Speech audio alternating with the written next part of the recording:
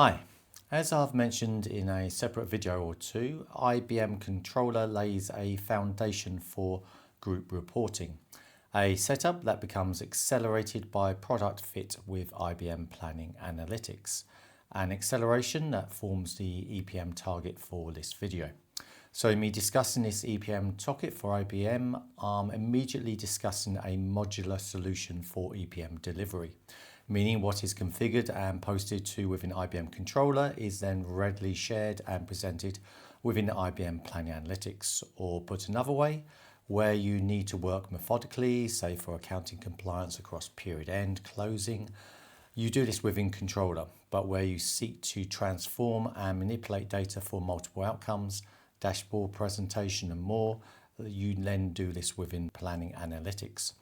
So IBM, through this modular approach, is basically giving you the option to either stick, that is stay put and work within one of these applications, or twist, that is combine and take advantage of an expansion in solution scope.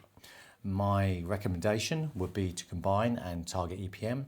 The extra features, complementary fit of applications and future roadmap is just too appealing.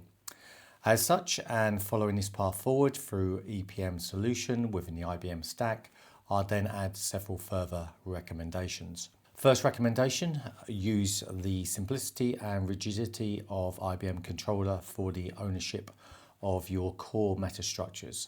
For example, company and account configuration. This then means that there is a single point of ownership, which is particularly important when needing to consider future change control or change updates. A comment I make with a small caveat: you can obviously create and manage other dimensions within Planning Analytics. I'm just advising in a modular setup to seek commonality and then reuse structures for ease of maintenance. Second, seek to create a circle of data flow between applications, meaning actuals should feed from IBM Controller to Planning Analytics for reporting, which should then be reused for the start of configuring new budget and forecast numbers. In turn, the final forecast and budget numbers should then be pushed back to Controller, meaning there is a marriage of forecast and budget data within the same consolidation engine. This should then result in the consolidated output for actual budget and forecast data sets all being accessible on this, the exact same nodes of metastructure design, thus enabling direct like-for-like comparison throughout. Third, seek to link to other data feeds within Planning Analytics, that is leverage more bang for your buck by connecting into other data sources, specifically so as to improve your reporting packs or provide new insights, then all within the same framework or architecture. For instance, information from HR could provide detail on employee headcount, sick days, termination rates, and so on. Content that could then be used to generate a series of HR metrics not currently being captured. Fourth and last, seek to position a single cube or even multiple number of planning analytic cubes ahead of IBM Controller. These then receive the granularity of local account code and other dimensional detail that may not be captured within the group consolidated setup. A local content in Planning Analytics that is then programmed for import to IBM Controller, which is in turn pushed to Planning Analytics as a consolidated output.